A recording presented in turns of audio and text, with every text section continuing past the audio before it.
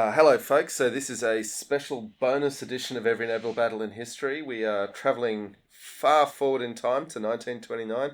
Our guest, Carl Zha, has, has suggested we do what is an even more obscure naval battle than our last one, Shazian. So, welcome, Carl. Thank you so much.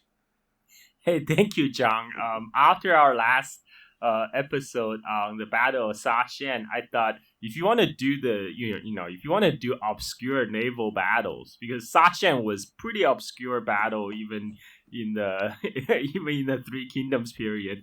Let's do an even more obscure battle, the one and only Sino-Soviet naval battle in history. And in a war that probably nobody heard about. This is 1929 Sino-Soviet conflict. I actually found an English book which just came out a few years ago. It's titled "The 1929 Sino-Soviet War." The war that nobody heard about, which is, I think it's about right.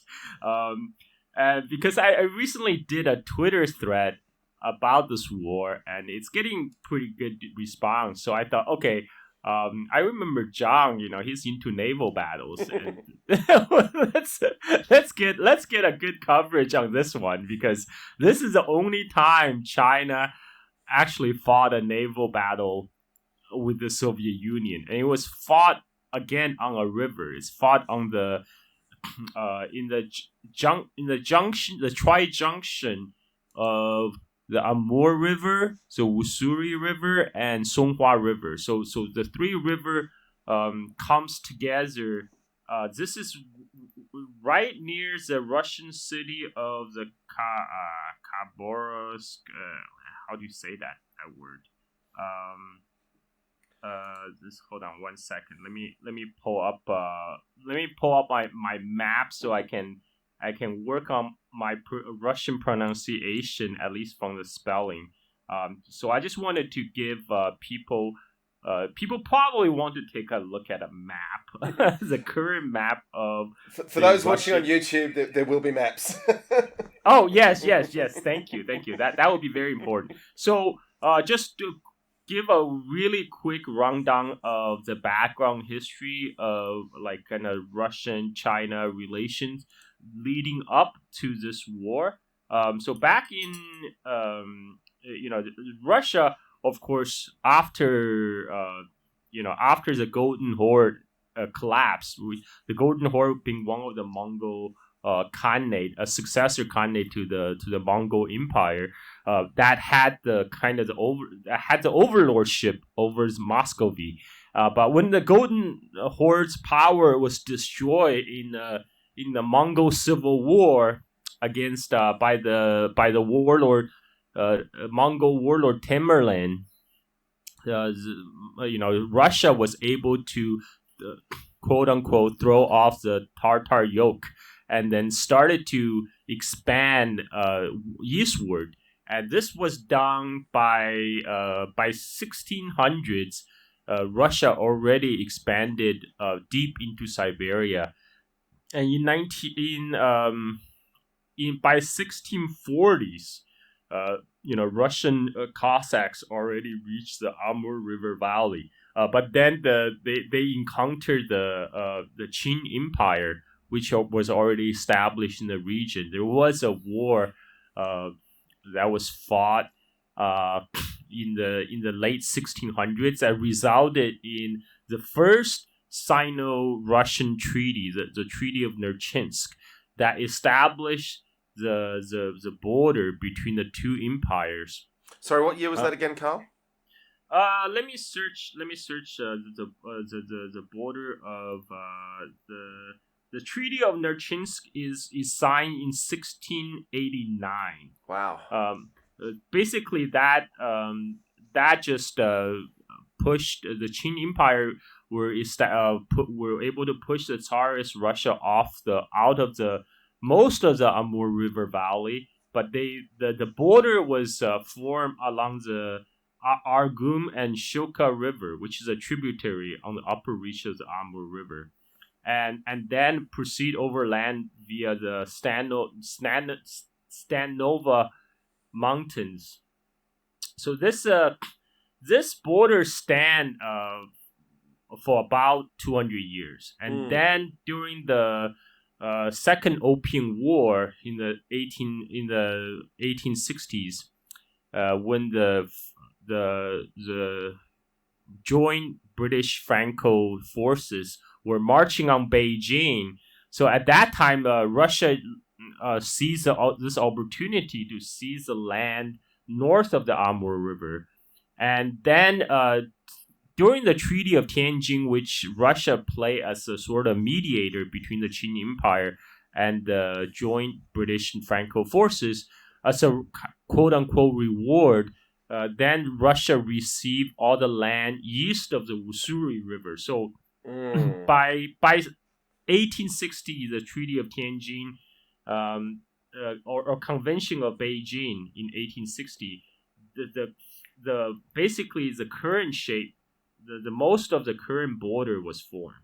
So all the land north of Amur River and all the land east of Ussuri River was ceded to Russia. So on this land, Russia have founded a couple famous cities. One is Vladivostok, which means the Lord of the East, and another city which formed at the junction of Amur River and the Ussuri River is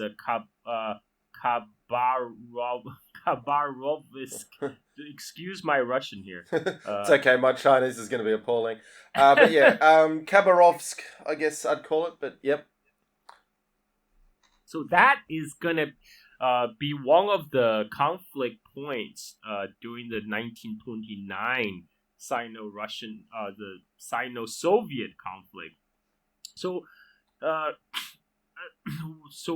just to quickly to wrap up in the historical overview, and then in Russia, then after its expansion to the Pacific, it enters into a competition with the Empire of Japan over control of Manchuria and then Korea, and that. But before that, China was defeated by Japan in the First Sino-Chinese War in 1894 and 1895, which did feature some very exciting naval battles. But that's far in my future. This was, naval battle play a decisive role in that war when Japan actually managed to defeat and eventually sunk the first modern Chinese fleet. And Japan also captured the Chinese naval base in Dalian, which is at the tip of the Liaodong Peninsula.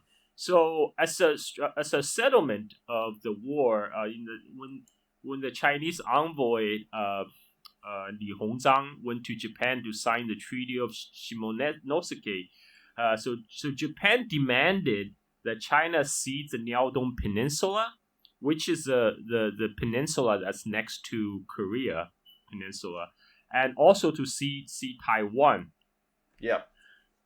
But Russian Empire has its own design on Manchuria and also on a naval base at the end of Liaodong Peninsula. So Russia, together with France and Germany, they carried out a so-called tripartite intervention by sending their fleets into Japan. So Japan at this time, they just fought a war with Qing China. Its treasury was exhausted. Its navy, army were tired. It didn't want to fight another war against Russia. So Japan had to swallow its pride and agree to give back the Liaodong Peninsula to China in return for a large sum of money, 30 million taels of silver that China had to pay to redeem it. I mean, it's worth noting as well, the Japanese at the end of that war, really wanted to change the focus of their navy. They'd beaten the Chinese, but only by the hair of their teeth, and they'd basically said this, the Yearnecol is not working, we want big battleships, and getting a whole bunch of silver from China to rebuild the fleet in the new image would have been very handy. Yeah, because the war indemnity that China had to pay Japan at the end of the war was about 6 times of Japan's annual revenue, government revenue. So that enabled Japan to rapidly expand its navy. And so at the same time, China was working diplomatically, trying to counter expanding Japanese influence. So when China saw that Russia carried out this tripartite intervention against Japan, in 1896, during the coronation of Tsar Nicholas II, the viceroy Li Hongzhang, who signed the humiliating Treaty of Shimonoseki with Japan, he traveled to Moscow. He traveled actually St. Petersburg, Russia, for the coronation of Tsar, and at the same time he signed the Sino-Soviet secret treaty, Sorry, aka Sino-Russian, wouldn't it have been? I'm sorry. Would have been Sino-Russian. Sino-Russian. I'm sorry. Sino-Russian secret treaty, aka the Lee-Lobanov treaty, for a secret alliance against Japan. The reason it's called a secret treaty because the terms were never disclosed until until more than 20 years later. Like people didn't know about this until 1922. So one of the secret clause is that China granted Russia the rights to build the China Eastern Railway, which is also known as the Trans-Manchurian. So it's a railway that will cut across Manchuria from basically from the railroad that starts from near Lake Baikal and all the way to Vladivostok. So by cutting across the Chinese territory, you reduce the distance. And also at that time, the Trans-Siberian that goes around the Chinese border, that railroad hasn't been built yet. So it was very important to Russia to build the railroad to supply Vladivostok, and they decided to do it through Manchuria, which they fully intend to control. And the terms of the secret treaty said that it's going to be a joint stock company with 50-50 split among management, but at the time China was so weak, even in practicality Russia took over the railroad, and in addition, for controlling of the railroad, the company of China Eastern Railway also controlled the land 10 kilometers to the either side of the railroad. Yeah, that's a classic thing with railway development. That's how they fund it, is getting the land concessions, and then they make the land valuable because it's got a railway. And if you're trying to build this enormous, it's the longest railway in the world, I'm pretty sure, you've got to have some way to fund it. Yeah, but in this case, Russia basically gained control over the land on the either side of the railway, and they were allowed to post in troops to guard it. So it became kind of like a extensive Russian enclave inside Manchuria, and this led. So also in 1898, Russia just forcibly leased the port in Yusun, aka Port Arthur, at the end of the Liaodong Peninsula from China. They signed like a 99-year lease, and they turned it into the headquarters of Russian Far Eastern Fleet. So this became Japan did not like this development, and also by Boxer Rebellion 1900, Russia was one of the 8-nation alliance that invaded China during the Boxer Rebellion. Most of the Russian troops, though, instead of rushing to Beijing, they just crossed the border, taking over much of Manchuria, because they already control the railway. They literally just hop on the railway and then took over all the Manchurian cities. And then they entrenched themselves in Manchuria. Japan didn't like that. And then that led to the 1905 Russo-Japanese War. And Japan were able to sink the Russian Far Eastern Fleet at the Port Arthur, take over, and then they they also fought, also the more famous Battle of Tsushima. They sunk the second Russian fleet, the Baltic fleet, and they also won a series land battles and pretty much controlled the southern half of Manchuria. But Russia was able to leverage this China Eastern Railway by quickly shipping troops into Manchuria. So they had by the end of the war, Russia shipped 330,000 troops into Manchuria, outnumbering the 270,000 Imperial Japanese army that was deployed. So that's another reason that Japan finally agreed for mediation by United States and to end the war without demanding any war indemnities from Russia. Yeah, the Japanese did very well to end that war when they did. Yeah, and then they decide to divide up the railway. So all the railways south of the city Changchun, that became known as the Southern Manchurian Railway, and that falls under the control of the Japanese. But all the railway north of Changchun, still in the hands of the Russians, the including the Trans-Siberian that cut across from Chita and all the way to Vladivostok. Then we go to then World War One happened.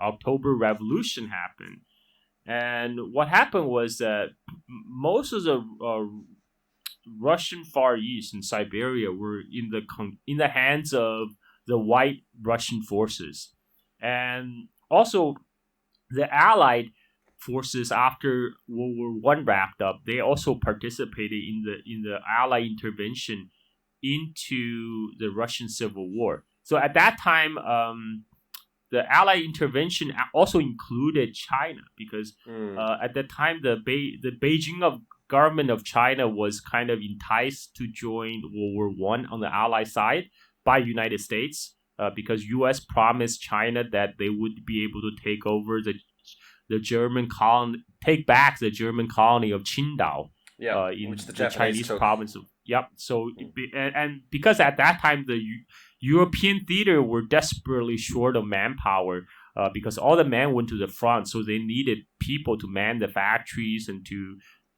dig trenches, and so in the end, more than 200,000 Chinese, 250,000 Chinese laborers were sent to Europe, sent to France. They were like one of the largest non-European forces during the war, and originally their duty is not supposed to go to the front. They will just go to man the factories. But in reality, many of them were sent to the front to carry out the wounded, to collect bodies, to dig trenches, to wash tanks, but in return, during the Treaty of Versailles in 1919, United States actually also had a secret treaty with Japan where they promised Japan would take over the German colony of Qingdao. Yep. And during the Treaty of Versailles, when the Chinese representative found out, they were very indignant. Also, Soviet Union also played a role in leaking the secret U.S.-Japan agreement because they inherited all the Russian archives, right? And so they are fully aware of the kind of the Allied deals that were going on under the table. So they leak it to the Chinese delegates in Versailles, and then Chinese delegate then leak it to the Chinese press. So that became a huge that sparked off the so-called the May 4th movement in China. With a lot of the Chinese intellectuals and students who were disillusioned with the West, and many of them thought that the Soviet Russia may offer alternative path to modernity than the liberal West. Just a question, Carl. Now, the Soviets also renounced all the unequal treaties, didn't they? Which must have been quite a gift to China. Yes. So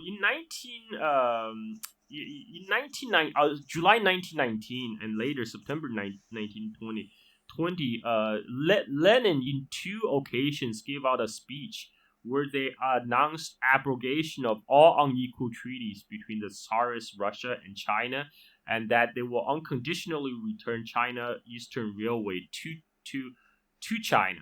Now, this later was formalized by the Soviet diplomat Lev Karakhan, who officially issued a Karakhan Manifesto in July 1919, which offered to give up all rights the Tsarist Russia gained through unequal treaty with China that include the extraterritoriality, the Russian concessions in China, economic concessions, and also the Russian share of the Boxer indemnity. The money that China had to pay to all 8 nations that participated in the invasion of China during Boxer Rebellion, and then finally returned the China Eastern Railway. Now, the Soviet Union made the offer as the Red Army was advancing through Siberia, and also at the time that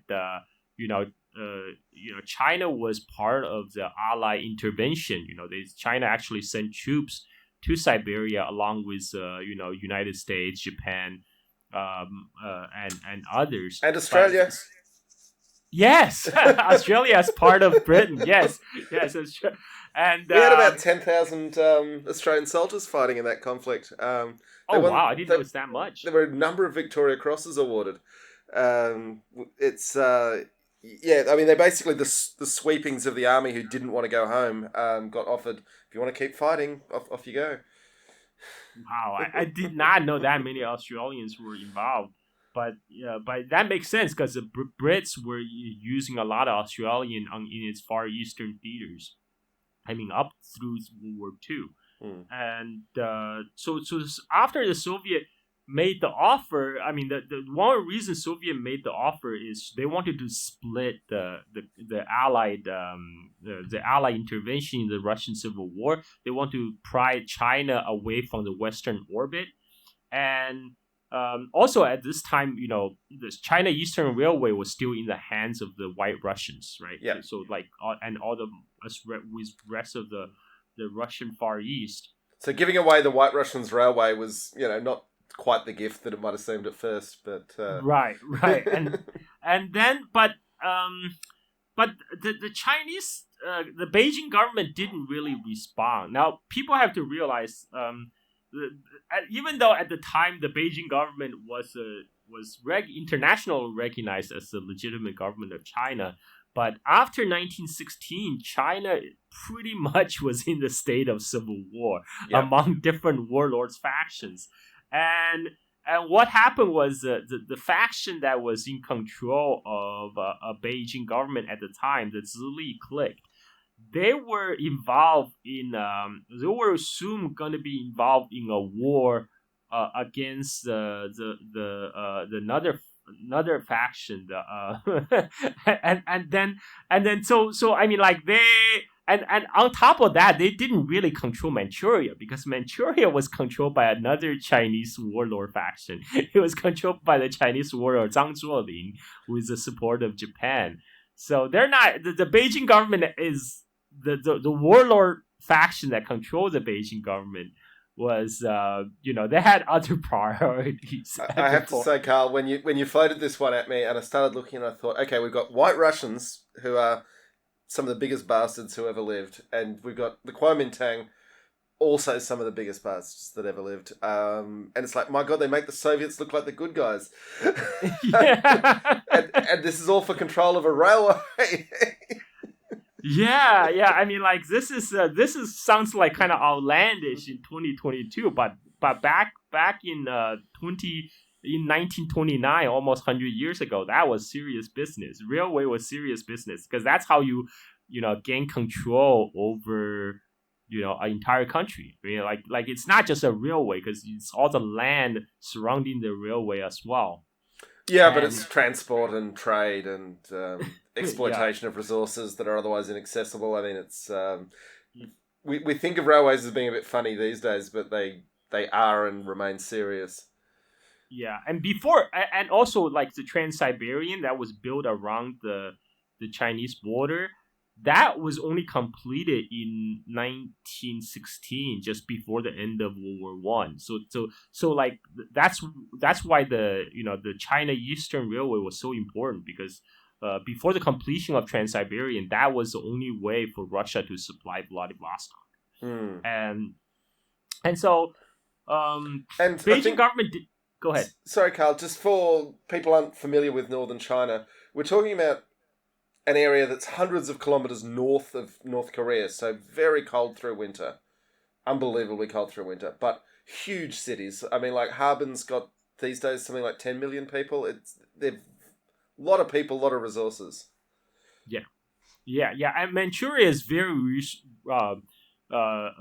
in resources. I mean, like back then, the Russian and Japanese already fought over it, and that was even before they realized there's oil. Like Mm. oil was finally discovered in 1950s after PRC, but even before oil was discovered, that area was rich in coal. It was one of the kind of breadbasket of China. They produce a lot of soybeans for export, Yeah, right. and so everybody want a piece of it. But Beijing government at this time can't be bothered, because right now the two warlord faction, the Zili clique that control Beijing, under the president Cao Kun, and the Anhui clique, uh, under the premier Duan Qizhui, they were fighting, and then this broke out in the Zili Anhui War in 1920. So they didn't even bother to respond to the Soviet overture. In after 6 months, the Soviet diplomat Karakan, he personally delivered the offer manifesto to Beijing, but this time he took out the clause. He took off the clause about China Eastern Railway. So Soviet Union was still offered to return all the concession rights. So at the time, a lot of different foreign powers, they have concessions on a lot of the Chinese cities. Like Shanghai is the most famous case, right? Yeah. Like a large area of Shanghai was under British and American control, and the British and American concession merged together to form the so-called international settlement. And then France have their own concession. It's called the French Quarter. And then Russian and the Japanese, they also have their own concession. But that's replicated across China, like in every major port cities in Yangtze River, including the city of Wuhan. All these powers have their own concessions. Mm. And so Soviet was offering to return all these concessions to China, and also revoke the extraterritoriality of Russian. So extraterritoriality means if say a Russian person commits a crime in China, they cannot be prosecuted under the Chinese law. They have to be prosecuted by the Russians. So that was the case for most of the foreign powers in China at the time. Yeah, and it's unbelievably awful for the locals because, of course, if a Russian person murders your family, seeking Russian justice is almost impossible. Exactly. So Soviet offered to abrogate all those their rights and privileges under the previous treaties, but on the manifesto that Levy Karakan personally delivered to Beijing, the clause about returning China Eastern Railway was taken out. Instead, the Soviet offered to make it a joint, like originally intended, a joint managed company with 50-50 split between Soviet Union and China side. But anyway, the Beijing government couldn't be bothered, because they're in a full blown warlord civil war right now, and at that time, the Manchurian warlord, Zhang Zuolin, who had control of much of Manchuria with the help of Japanese, he intervened in this Zili Anhui War, and he intervened on the side of the Zili faction that was in control of the Beijing government. And so the Anhui faction was defeated, and a new coalition government between the Zili clique and this Manchurian Fengtian clique was formed. But that didn't work out. After 2 years, the first Fengtian Zili War broke out in 1922. It was a very exciting period of Chinese history.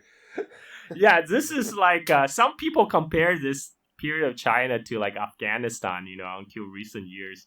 And I think that's unfair. Because some of the warlords. Warlord is a bad word, and they probably wouldn't have liked to be called that, but some of them were very advanced in what they were trying to do in the areas they controlled, weren't they? I think one Chinese city was the first in the world to have electric street lighting because of the warlords. Well, the warlord. Well, different warlords have different policies. So, yes. so there in the first Fengtian Zili War broke out in 1922, and again the Zili government in Beijing under the general Wu Peifu. He led the Zili clique to victory, and he kicked the Manchurian warlord Zhang Zuolin back to Manchuria. And then, so it's against this background of Chinese Civil War that the Soviet overture pretty much fall on deaf ears, because Chinese are busy fighting among themselves. It is a recurring theme of Chinese history that they're very interested in what's happening in China, and the rest of the world's trying to get their attention about things, and sometimes they're not paying attention. Yeah, because their prize is China, and that's what they're concerned about to fight over. Then finally, in 1924, after the victory of Zili clique in Beijing, the Chinese representative, the famous diplomat Wellington Koo, he met with Caracan to sign this in Chinese called 中苏解决悬案大纲协定. I don't even know what is the English term for it because I couldn't find it. There's a Russian term for it. There's a Chinese term for it. But I guess people outside of China and Russia, nobody could be bothered. So under this agreement, the China Eastern Railway is to be put under joint management of USSR and China. But just as this treaty was signed, the second Zili Fengtian War broke out among the two Chinese warlord factions. And this time, the Manchurian warlord Zhang Zuolin was won because one of the general on the Zili clique, Feng Yuxiang, he defected. He arrested the Chinese president Cao Kun, and that allowed the Manchurian warlord Zhang Zuolin to march his army across the Great Wall and take over Beijing. So then it's always a good moment for the Manchurians, isn't it, when they cross the Great Wall? It's kind of the dream. Yeah. So the USSR then signed another treaty with the Fengtian Russian treaty with the Manchurian Zhang Zuolin, because he's the one that actually controls Manchuria. Yeah. So pretty much along the same lines, except again in practice, the Soviet Union retained much of the management control. So even though it was supposed to be 50-50 split, but what the Russian did is they expanded the management to add more Soviet staff. So in the end, they control like.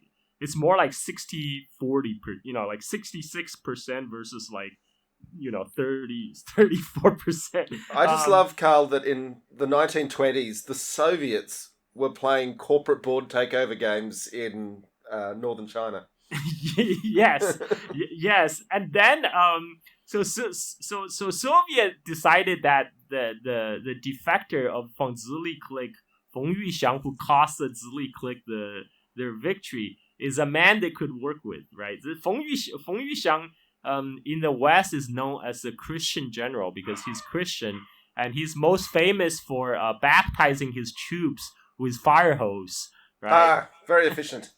Yeah, so Feng Yuxiang receives the Soviet backing pretty soon afterwards in 1925, and then Feng Yuxiang, he launched he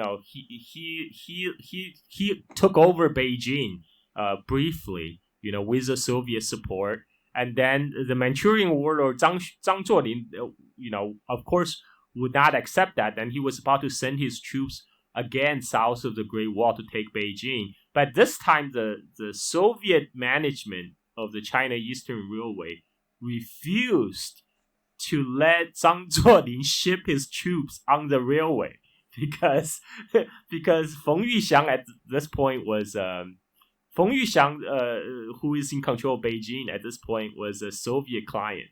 So the Soviet management refused to have Zhang Zuolin to use the railway to ship troops down south to Beijing.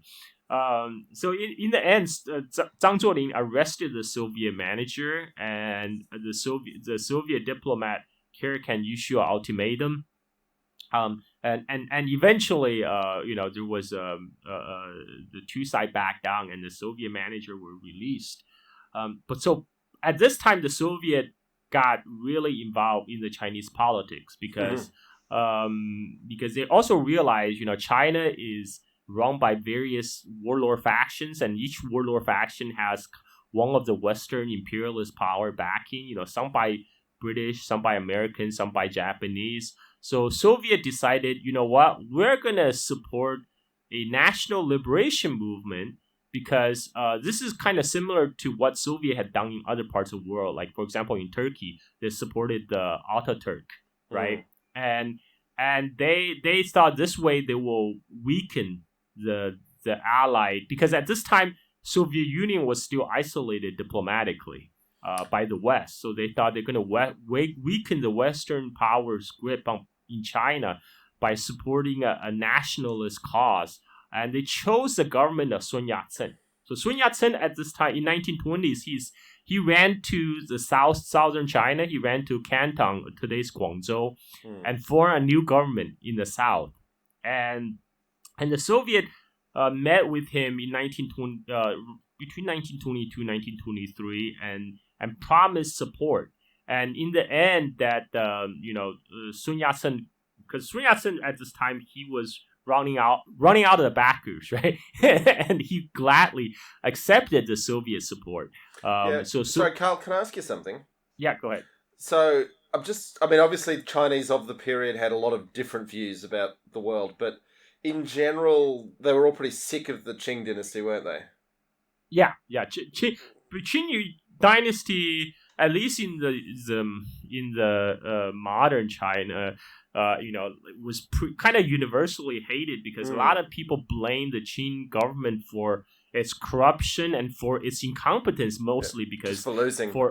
Because they keep on losing, right? They keep on losing against all these foreign invasions, and especially and one of the biggest event that weakened the Qing government was the first Sino-Japanese War that we'll talk about. Because for thousands of years, Japan were seen as kind of like dwarfs, kind of the cultural appendages of China, right? They seem like now they are defeating China. So that was a big shock. It was even a more of a shock than China's defeat in the Opium Wars. Yeah. So after that, they thought, if Japan could modernize, why couldn't we? And they decided the reason that China couldn't successfully modernize is because of corrupt Qing government. So the Qing government had to go, and that's what led to the 1911 Chinese Revolution. But unfortunately, after 1911 Chinese Revolution, after the overthrow of the Qing dynasty, pretty soon, a few years later, China itself just turned into like a free fall warlord era. Like with different regional warlords fighting for control. And this is the time as the Soviet Union decided, okay, we're gonna back Sun Yat-sen's government in Guangdong, in Canton. And the Soviet advisor told Sun Yat-sen, so like, look, the reason that you keep on losing is because you have to rely on different regional warlords for military support. So we're gonna build you a army that's loyal to the KMT. And this is So the Soviet sends advisors, and they help to build the Wangpa Military Academy, and this is kind of the cradle for the KMT army. And so they say we need an army. Yeah. So I think it's important to distinguish, for certainly my audience, the the KMT in the Sun Yat-sen period was quite a progressive, modernizing influence, and the communists worked with the KMT at that period, didn't they? And then it was when Chiang Kai-shek came to power that everything went weird for the KMT. Well, KMT was in 1920s when Sun Yat-sen. So Sun Yat-sen. So there's two KMT. There's a KMT that overthrew the Qing dynasty in 1911, and then there's a new KMT party formed by Sun Yat-sen in 1920s. In fact, Sun Yat-sen, to distinguish his KMT from the previous KMT, he called it the China. 中国国民党, which means Chinese Chinese KMT, sometimes translated as Chinese Nationalist Party. Yeah. And the reason for that is because the original KMT was a very loose, broad-based coalition of anybody who is against the Qing government, right? So the second KMT government that Sun Yat-sen formed in Canton still inherited some of these the coalition from the past, but it has different factions. So KMT still it's basically the KMT. It's composed of a lot of modernizers, right? Yeah. But it has its own internal factions. There's a right wing KMT and left wing KMT, all brought together by Sun Yat-sen. But the left wing KMT in 1920s won out because they got the Soviet support. Right, they got the Soviet support, and that's both military and financial, because the Soviets not only supply a lot of rubles, but they also supply a lot of weapons, and so the right wing KMT opposition was kind of muted at this point, and so Sun Yat-sen chosen one of his protege, Chiang Kai-shek, to head the Wangpa Military Academy set up by the Soviet advisors. Now, the Soviet, one of the precondition for them to work with the KMT is that the KMT must form a coalition with the Chinese Communist Party, right? And because at this time Chinese Communist Party was pretty young, it was officially formed like in 1921, right. And so Soviet Union felt like the Chinese Communist Party by itself, it cannot, it does not form enough of a force to change the Chinese society. So they need to ally themselves with KMT. And so a lot of the Chinese Communist Party members was allowed to join the KMT at this point. And Zhou Enlai was made the political director of the Wangpa Military Academy. So while in his capacity, Zhou Enlai actually guided a lot of the cadres into communism. So there was a kind of a split at the time, or the potential split already formed. At that time, Chiang Kai-shek was still called himself as a centrist figure. He wasn't overtly right wing. Or he's neither pro left either. Like he seemed to be a centrist figure. That's why he was chosen to head the Wangpa Military Academy. And I mean, he's a very complex character, but to some extent, his pro-capitalism was just because they were the guys backing him, wasn't it? Yeah. That's and he's very Chiang Kai-shek is more in the model of the old feudal era Chinese warlords. He prized above all else personal loyalty to himself, and that's why he's not basically I'm jumping ahead a little bit, but the KMT party after Chiang Kai-shek's purge of the communists became kind of defunct. When I say defunct is because Chiang Kai-shek's source of power is his control of the military. And he first gained the control of the KMT military by being himself being the principal of Wangpa Military Academy, and so his power base derived from his relationship with the graduates of Wangpa Military Academy. So like his students, right? So they're like that. That's his source of power, and then so in 1925, when the time when Feng Yuxiang briefly take over Beijing with Soviet support. Feng Yuxiang invited Sun Yat-sen to go to Beijing to form a coalition government. But while Sun Yat-sen there, he died. Sun Yat-sen died. And also Zhang Zuolin very quickly, brought his, he forced the Soviet to agree to ship his troops south, and kicks Feng Yuxiang out of Beijing. And then in 1927, the KMT-CP, the Communist Party Alliance, decided to launch the Northern Expedition from Guangzhou against all Chinese warlords.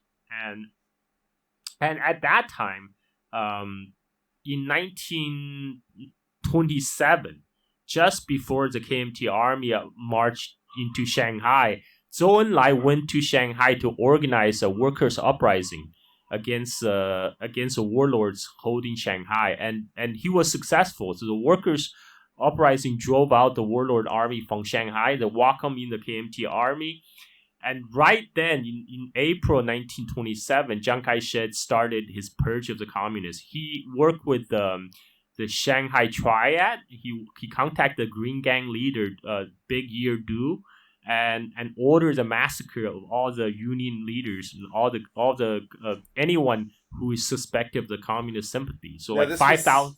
This is the big massacre where the communists had all been wearing red neckerchiefs and they were hunting them down by looking for the cheap dye in their necks, wasn't it? Yeah. So this was April 1927. This was a big KMT CPC split. When 5,000 communist sympathizers or suspected communists were massacred on the streets of Shanghai, and then Chiang Kai-shek had his own break with with Soviet Union, obviously, and then because murdering communists isn't a great way to stay friends with the Soviet Union. Yeah. And one of the reasons Chiang Kai-shek was able to do that is because he doesn't need to rely on Soviet Union for financial aid anymore. Because prior to the purge of the communists, he had secret meetings with all the big capitalists in Shanghai who promised him their support, and because they were afraid that their property will be nationalized if the communists took over the city. So Chiang Kai-shek already gained a different source of revenue, and he doesn't need to depend on Soviet anymore for financial support. And so that's when after this big split, Chiang Kai-shek actually continued the Northern Expedition. He swept away the other Chinese warlord factions. He formed an alliance with the two big Chinese warlord factions in the north. One is Yan Qisan, who controls Sanxi. Another one is Feng Yuxiang, who previously also had Soviet support. But all of them formed like kind of anti-communist pact. They all agreed to expel communists from their domains, and then they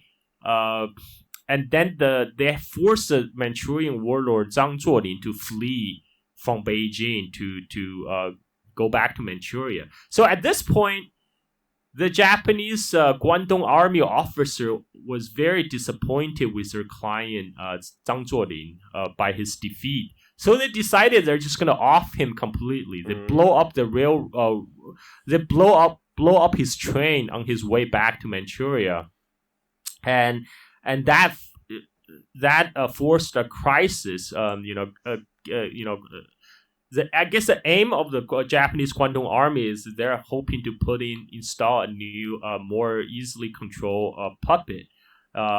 But Zhang Zuolin's son at this point, Zhang Xueliang, who inherited kind of his father's territory in his armies, he was facing with a difficult position where he's fighting both the KMT in the south and Japanese, which was his father's backer, just killed his dad. So in the end, he decided he's going to meet with Chiang Kai-shek. He's going to change his flags to the KMT flag, and he's going to officially change the flag and uniform. So at least nominally declare his allegiance to Chiang Kai-shek. And he actually made a sworn brotherhood with Chiang Kai-shek and made Chiang Kai-shek his bigger brother. Sorry, I've got to So laugh at that, Carl. The number of sworn brothers Chiang Kai-shek betrayed in his life. yeah. But at this time, even though China achieved nominal unification, but in Manchuria, that is still very much under control of the young Marshal Zhang Xueliang, right? He's still at this time. He has his own army. Not only he has his own army, he has his own navy and air force, right? Because he was using the soybeans that exported from Manchuria to purchase airplanes and fighter planes and when his father briefly took over the Beijing government, they're able to swallow up the rest of what remained of the Chinese Navy. So they took over the Navy. Yeah. So it took their Navy. He's a very powerful force. So at this time, because he was young, he was like in his late 20s. His father just passed away. He had to purge a couple of his father's confidant to take power, and he was desperately need to establish his own prestige. And at the time, the nationalism was rising in China, so he decided, okay, he has two choices basically. There's two foreign powers in establishing Manchuria: Soviet Union and the Japanese. But he was he was still on okay terms with the Japanese, even though they killed his father. Yeah, that was a bad move, wasn't it? Yeah, he decided. They showed him everything he needed to know. Yeah, well, one of the reason at this time was he was egged on by the Chiang Kai-shek. Chiang Kai-shek told him, look, if you're gonna start something with Soviet Union, I will back you 100%. Like I will send 100,000 KMT troops to reinforce you if you need it. I will send you gold to fund you. And and Chiang Kai-shek at this time made a famous speech. He called the Soviet Union a paper tiger. He said, "Oh, there's nothing to be afraid of. This is just, don't worry about their empty threats." And so he was egging on Zhang Xueliang to take on Soviet Union. At the same time, Zhang Xueliang he had a lot of white Russian officers serving under him. Yep. And they're giving him bad advice because they told him, look, the Soviet Union is going through very hard times.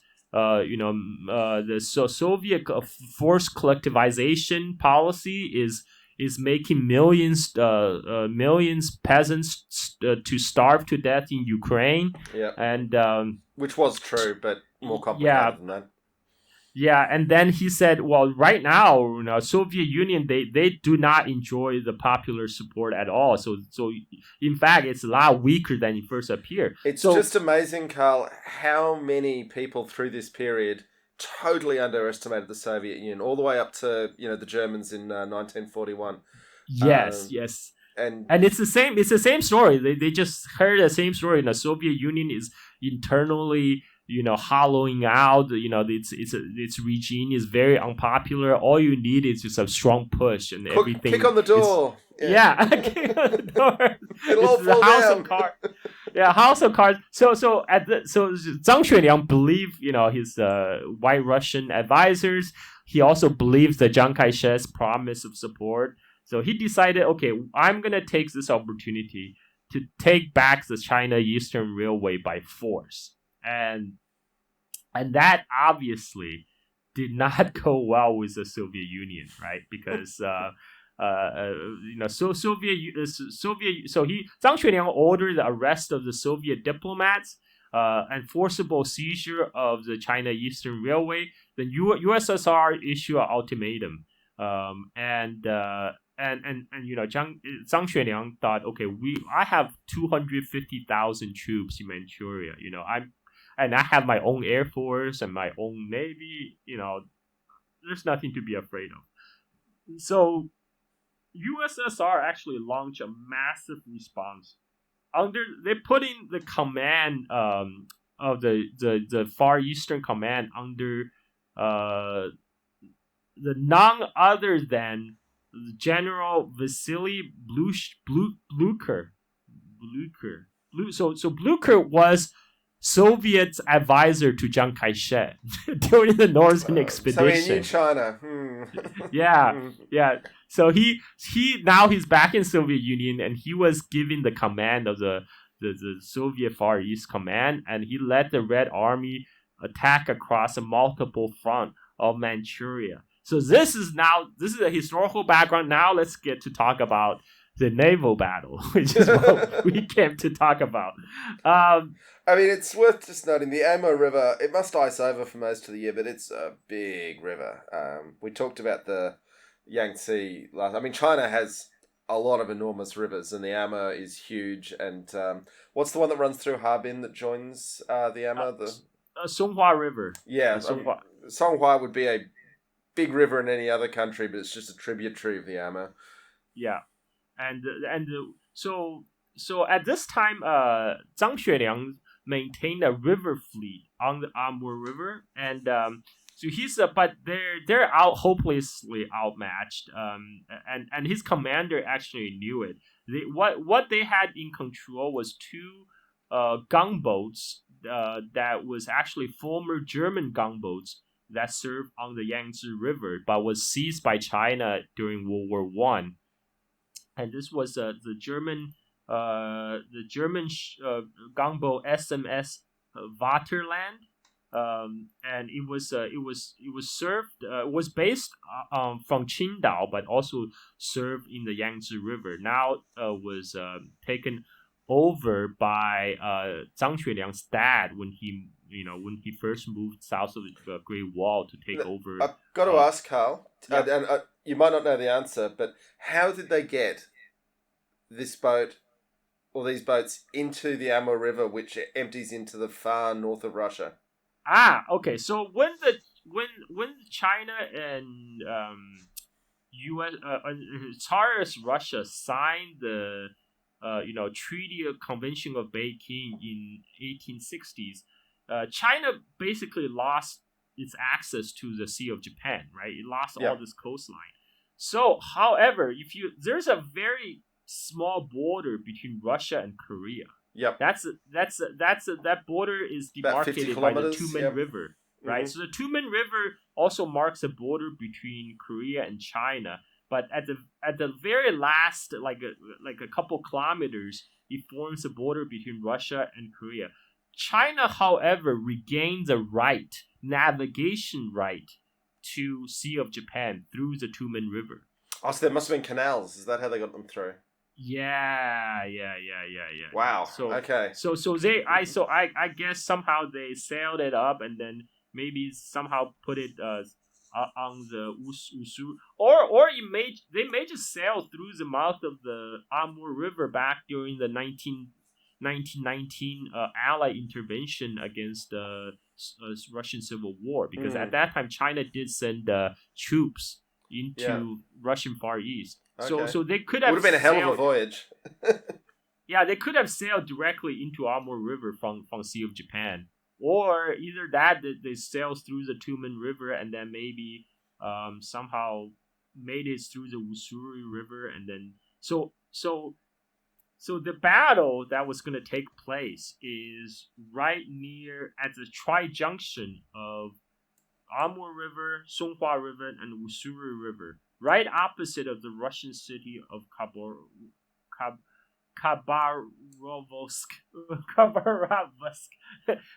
And this is in Chinese. This is called the three river junction battle. Because that's where it took place. Oh, okay. And because in some sources it's called the Battle of Lhasa Susu. I'm sorry. In some sources I've seen it called the Battle of Lhasa Susu. I'm not sure. Okay. Not sure. Mm-hmm. And this so what happened was they had these two small German gunboats that used to serve in Yangtze, And then they also have, but the Chinese commander knew that was not enough, so he had some merchant ships commandeered and placed artillery on it, and also to booster up appearance, he ordered logs. We're talking about tree logs, be placed on deck to make. To carve them to look like cannons. Yep. To look like artillery, and then he put on. This is the famous the reverse of speak softly and carry a big stick. This is yes. Speak loudly and and don't actually have many guns. Yes, and he also had three. He had laid out three defenses across the river junction. First line of defense, he had mines. He mined the river junction, and then the second line of defense, he had iron chains across the river, and then on the third line of defense, he sunk a couple of merchant ships, and then at the tip of their mast, he links the masts, the ship masts with iron chains. So trying to block. Yep. Trying to block the Soviet. These are all very sound things to do. Chains across rivers and waterways are historically very effective, and mines obviously always a great thing to use.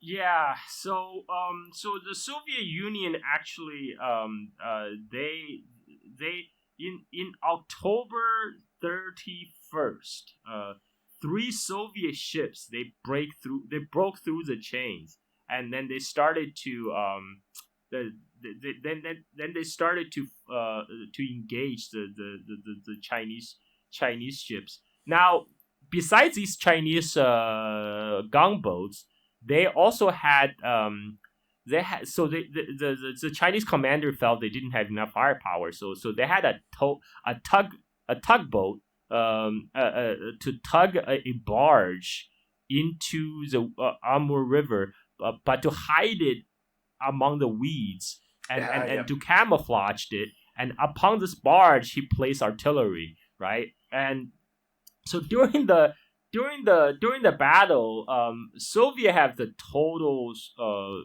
both numerical superiority, and they had the air superiority, because the Soviet send over. Soviet deployed total of 21 ships. And they also had 20 airplanes flew over the river to bomb the Chinese ships, right? So it was a total one-sided battle. And very soon one of the sources I read was saying that the Chinese had a little win at the start of the battle when they're surprised, a bit of an ambush. Yes. I was going to get to that. Yeah. So what happened was the Soviet were very quickly were able to sink the Chinese fleet that in the river. Now, what they could not see is this barge that was hiding inside the weeds with it was carrying two artillery pieces, and so they were able to took an aim at the Soviet flagship. Now, and they were able to score a direct hit on the Soviet flagship. So at this time, the Soviet ships, even though they have more firepower, but these are riverboats, so they don't have a lot of armor, and they also have they're very close to the water line. Yeah. Right. And so they were able. So when they hit the Soviet flagship, actually, they were able to injure the Soviet commander, and they disabled the flagship. But so that was the part when the Soviet Union was surprised. There's a little barge that was hiding in the weeds, and Soviet actually sent out 15 fighter planes to bomb the area, right? But they couldn't find the barge because the barge was camouflaged under the weeds, and so that barge was actually was safely retrieved, but all the Chinese gunboats in the river got sunk. Yeah, one of those classic things. You have a good start to the battle, and then the other side gets their act together, and things go badly from there. Yeah, and then this is the time also the Soviet Union that took over the two important islands in the middle of the Amur River. This is in Chinese this is called Heishazi Island. In the Soviet renamed it to the Bolshoi Ussuri Islands. And they also took a couple other islands in the Ussuri River. This is the Damansky. They call it the Chinese called the Zhenbao Dao, or literally Treasure Island, and the Soviet called the Damansky Island. The Damansky Island in the Ussuri River will be the site of another Sino-Soviet clash in 1969. Yep. But that would not be a naval battle. That was after the river froze over. The two sides slugged it out on top of the frozen ice. And that was after the Sino-Soviet split. You're having a bad day when you're fighting on a frozen river. That's that's not good.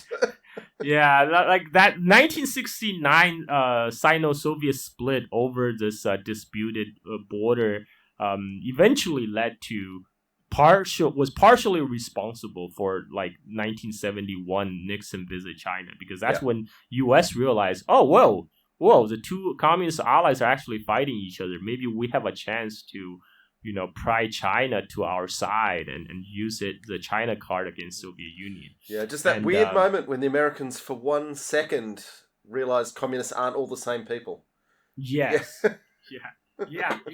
And then, in the beginning, they thought that was disinformation, actually. They thought, no way that would have happened. But finally in 1929 Sino-Soviet conflict didn't go very well for China or the Zhang right?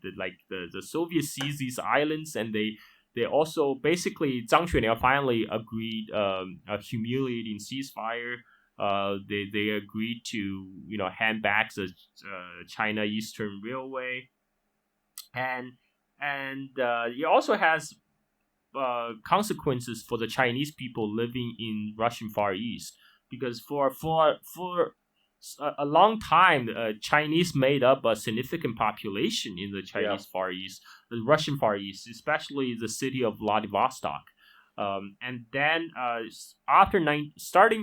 when their tensions start ratcheting up, starting from 1929, the Soviet Union started this policy of expelling the Chinese from the Russian Far East as security risk.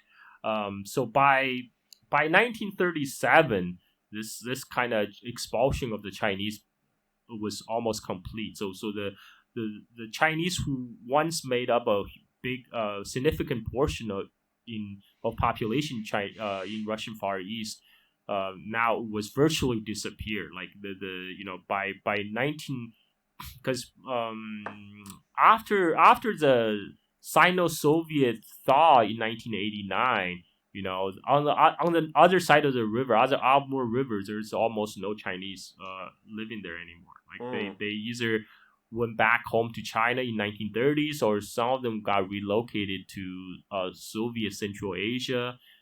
Some of them moved to Xinjiang, and so that. And on the other side, the Japanese were observing this conflict with interest. The Japanese were the real winners, as always. Yeah, because the Guangdong army realized, look, this Chinese warlord army is worthless. They were they totally crumbled in the face of the Soviet offensive. So they decided, just 2 years later, in 1931, launch the Mukden incident to do their takeover of entire Manchuria in 1931. But then it wouldn't be too many more years until the Japanese would try and take on the Soviets in, 38, and discover that the Soviets were a bit harder than they thought. Yes. So then, because then after Japan took over Manchuria, they inherited all the border disputes.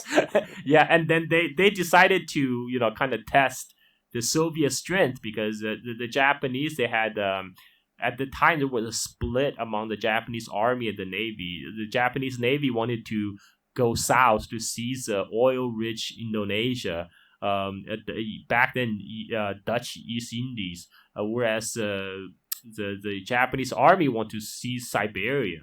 But when Japan tried against the Soviet Union in couple border clashes, they were decisively defeated.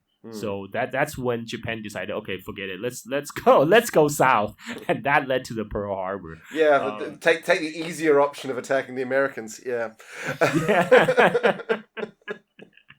Not a lot of good options really for military expansionism then.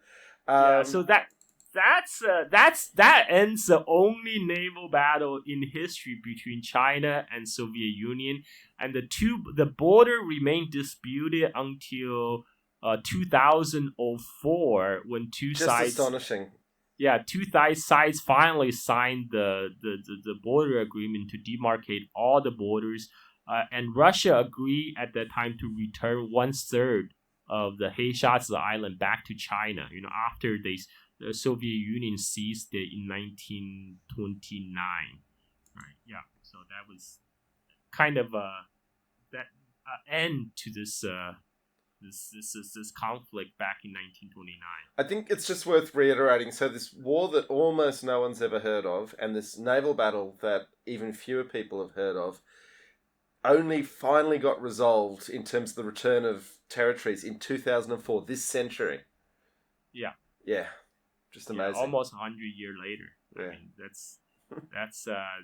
I mean, it's also, Zhang Xueliang really got screwed because Chiang Kai-shek really egged him on and promising him, all the aid and all the, which none of them financialized.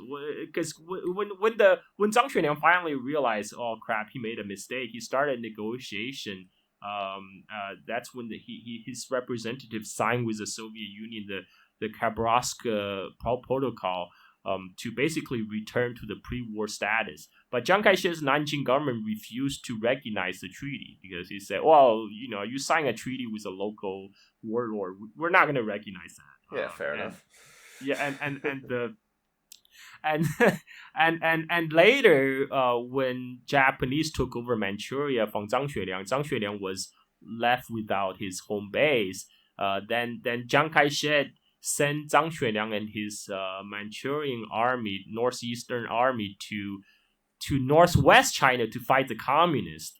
And that's when Zhang Xueliang finally realized his big brother is trying to wipe him out by, he was trying to kill two birds with one stone by having him and the communists to fight to death. So he will be the one that's inheriting, be the sole owner of China. And so that Zhang Xueliang in December 1936, he waited until Chiang Kai-shek come to the front line in Xi'an for the inspection of the final extermination of the communists. And Zhang Xueliang launched a coup, and he had Chiang Kai-shek arrested. And he forced Chiang Kai-shek to sign an agreement to promise he will form a united front with the communists to fight the Japanese. And in the end, to show his good faith, he offered to fly Chiang Kai-shek back to Nanjing himself. and he placed too much faith in his big brother. So in return, Chiang Kai-shek had him, Zhang Xueliang, held under house arrest for the rest of his life. And he, Zhang Xueliang actually passed away in Hawaii in he lived up to 103 or something. He only died in 2001. Yeah. So if it just hung on a little longer, he would have seen the island come back to China.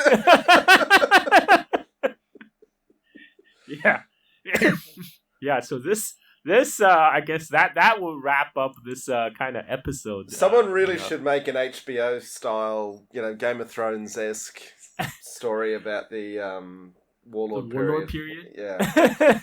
That's that. A lot of people tell me I should do podcast episodes on Silk and Steel podcast, but I'm kind of trying to steer clear of it because it's such a mess. Like It's so there's complex, there's yeah. like so many sides to the conflict. I mean, there was war all over China. I was just trying to, I just give a very glimpse, overview of what happened in kind of the northeast corner of China. There was like much going on in the southwest, in the west, in the northwest. Yeah, it was like war all over the place. One day, maybe if I was Chiang Kai-shek and I'm dealing with a very powerful warlord in Manchuria, getting him to pick a fight with the Soviets would have been a very good move. Yep. And then then after that he he sent Zhang Xueliang to fight the communists, right? Yeah. Hard fights then, we can't win. Off you go. yeah. And Zhang Xueliang finally came to his senses in 1937. Almost 10 years. 36, almost 10 years. Yeah, later. but it's not really coming to his senses when he's got Chiang Kai-shek under armed guard and lets him go. If you're gonna stage a coup against the boss, you've got to finish the job. Yeah. Well, so maybe next time we'll do the red clip. Hopefully, Carl. Hopefully. But this has been absolutely fascinating, and I hope our audiences enjoy it as well. But thank you once again. And so I'm from Every Naval Battle in History, a YouTube channel, and also the Totally Tanked podcast about tanks. And Carl, for my people, how do they find you? So I have a Twitter account. I'm pretty prolific on Twitter. Just my name, Carl Zha. My first name spelled with a C. And my last name is spelled ZHA, Zorro Henry Apple. And I have a Patreon account for my podcast, Silk and Steel Podcast. People can just search Silk and Steel Podcast in Google, and it will probably return the links to my free content, which I host on iTunes, Spotify, all the podcast platforms. But most of my premium content is on my Patreon site. So go to Patreon, search Silk. The Silk and Steel Podcast will be the first result. And if you like my content, please subscribe. Awesome. Thanks very much, Carl. Thank you, John.